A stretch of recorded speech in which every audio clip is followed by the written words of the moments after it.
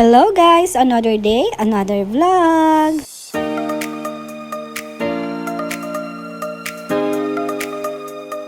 Panibagong araw, panibagong routine na naman. Pero bago yan, nagsuot muna ako ng aking uniform. Kayo mga mamshi, may uniform na din ba kayo? Char! Kidding aside, medyo malat nga ang mamshi rakitera nyo. Pero dahil mahal ko kayo, eto ipagpapatuloy ko ang paggawa ng mga mini vlog. Kumusta naman kayo mga mamshi? Dito nga sa amin ay makulimlim at maulan dahil nga sa bagyong Bising. Kahit nga wala namang wind signal dito sa amin, pero ito nga't maulan dahil na rin sa bagat kaya walang pasok ang batang Ilocana. Naisalang ko na nga pala sa rice cooker yung aming bigas at eto naman hinahanda ko na yung aking lulutuing ulam namin ngayon. Magluluto nga pala ako dito ng creamy chicken. Isang buong manok nga pala to na nagkakahalaga ng 150 pesos. Medyo maliit lang yung manok kaya naman pinahiwa ko na yan dun sa akin pinagbilhan. Tapos hiniwa ko na lang ulit dito sa bahay ng maliliit para naman hindi masyadong malaki at mas madaling maluto. Pagkatapos ko ngang maihanda lahat ng aking kakailanganin ay kinuha ko na ang aking mahiwagang palayok at saka inilagay ko na itong manok. Isinangkutsa ko na siya. Habang nagluluto nga ang mamshi rakitera nyo, eto nga at may nangyari na namang kababalaghan dito sa may kusina.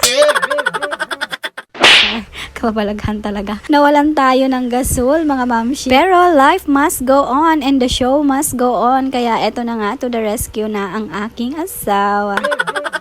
Pagkatapos ko nga maisangkot siya dyan, yung manok ay nilagay ko na yung all-purpose cream tapos naglagay na rin ako dyan ng tubig para pakuluan naman at palambutin itong mga manok. Hindi ko nga pala nilahat yung isang pack ng all-purpose cream kasi mamaya maglalagay pa ako pag kulang pa sa aking panlasa. Inilagay ko na nga dyan yung mga gulay tapos saka ko siya tinikman tapos eto nagdagdag ulit ako ng kaunti pang all-purpose cream. Tsaka ko na nga yan minekos-mekos at wala, eto na, luto ng ating creamy chicken. Ay nako, ilabas na ang kanin. Eto nga at mainit-init pa ay nagsandok na nga ako dyan at tingnan nyo naman, napaka-creamy.